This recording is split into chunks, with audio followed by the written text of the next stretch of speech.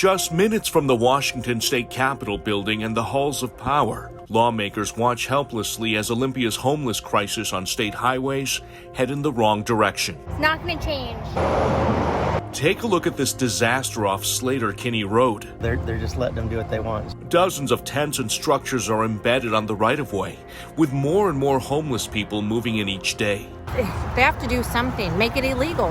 Across the street, it's even bigger, with trash, debris, and needles scattered everywhere, spilling into the community. Get a dump truck and load them up. All of this is being allowed to flourish right next to several busy strip malls. They came in here like every night.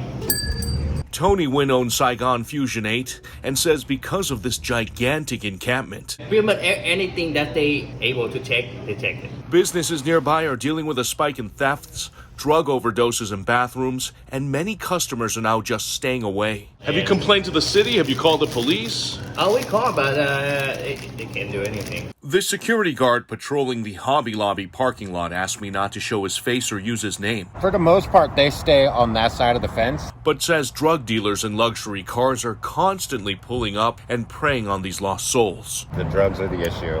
They've got a supply and demand. I just got here a couple of weeks ago. Allie Wilson invited me into her tent. Her friends passed out after smoking fentanyl. But it doesn't define who we are as people. Wilson says the homeless are not all criminals, but admits virtually everyone here is addicted to some type of hardcore substance. Aren't you concerned for your safety living out here like this? No, because most of the people out here are my family. We're all each other has. We want to close these homeless encampments. This American tragedy is unfolding in Governor Jay Inslee's backyard. His office referred me to WSDOT, but agency leaders declined an on-camera interview. Instead, they sent me a statement that reads in part, moving individuals from a site requires an offer of housing, and there currently are not enough available beds to offer.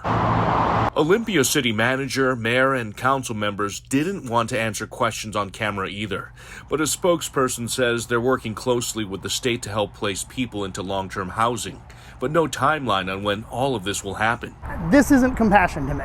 While the state and city figure out what to do next, simply walk over onto the Lacey side. We have absolutely different viewpoints on how it should be handled. This same stretch on I-5 is clean, tent-free, and Lacey Council member Lenny Greenstein says it's because they've empowered their police officers to enforce trespassing laws and make arrests. That is the difference. We have 67 officers here now. Along with enforcement, Lacey Police Chief Robert Almada says leaving the homeless in these conditions was unacceptable, so his agency got permission from WSDOT to take the lead. Finding out who they are, what they needed, and how we could help them. And says this process of building trust and relationships with the homeless made all the difference. And we work with service providers throughout the county, and we're able to find better outcomes for 75 of those folks. Many months later, the stretch of I-5 in Lacey remains clear. These are the documents. Independent journalist Candace Mercer covers local Olympia politics. I think it's a matter of exposing it. She says city leaders have taken their progressive ideology too far